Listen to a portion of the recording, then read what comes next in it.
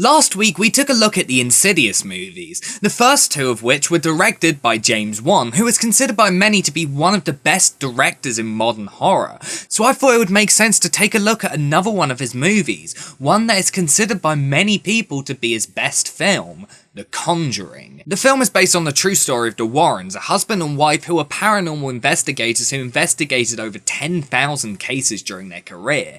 Many of their most famous investigations have been adapted into movies previously, including The Haunting in Connecticut and the most famous one, The Amityville Horror. The Conjuring is based on the case of the Perron family. In 1971, the couple move into an old farmhouse with their 5 daughters. On the first day, their dog refuses to enter the house. Also, they discover a cellar that has been boarded up. Over the first few days, things start to get a little bit weird in the house. They smell a horrible smell that only comes at night, birds keep flying into the side of the house, and also their dog mysteriously dies. One night, one of the children feels a tugging at their leg and then sees a spirit that only she can see. The next day, things really go down. All the pictures on the wall fall down, one of the girls is attacked by a spirit, and the mother goes into the cellar because she hears noises, only to get trapped and unable to get out.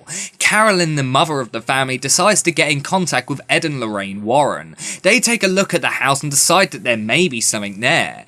But before they can perform an exorcism on the house, they need to gather evidence to present to the church. So they do that. They record the things that go on in the house and present them to the church. Now, I don't want to spoil what happens during the rest of the movie, because a lot does happen, and I feel that the film is scariest not knowing what's going to happen next.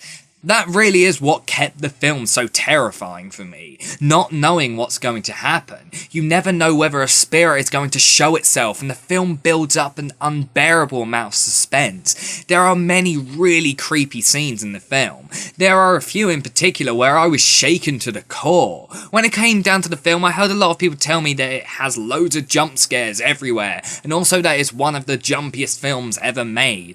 Well, there aren't jump scares everywhere. There are only actually a few in there.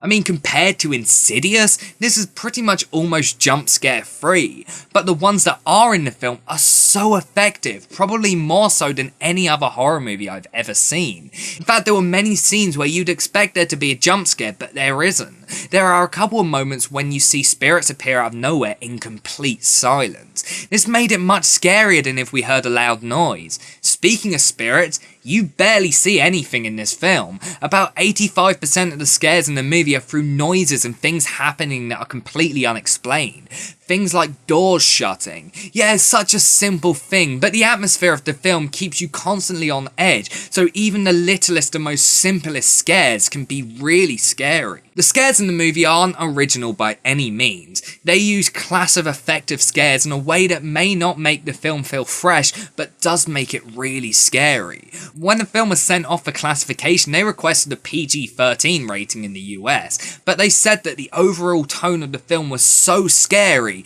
there was nothing they could do to cut it down from an R rating. And that doesn't surprise me at all, because this is a really scary movie. My favourite type of horror movies are the ones that leave me still shaken when the film ends, that almost make me feel paralysed after it's all over, and this film really did that. And because of that, I have nothing but praise to give this film. Yeah, it's a little bit long, but it's definitely worth sitting through. The following year, a spin-off movie was made about the doll Annabelle, which was briefly shown in the movie. However, the film is considered by many people to be a really bad movie. I personally haven't seen it. In fact, I only just saw The Conjuring a day or two before this review is going up.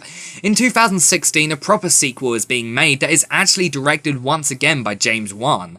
The film is going to be based on the famous Enfield poltergeist that Ed and Lorraine Warren also investigated. So maybe when that film comes out, we'll review that and Annabelle as well, and kind of turn this into a full-on series review. Anyway, The Conjuring is an absolutely terrifying film. It has the look and feel of a film from the 1970s and does a great job of having a lot of the things that made supernatural movies from the era such as The Exorcist and the Amityville Horror so scary. I cannot praise this film enough. I give it a 10 out of 10.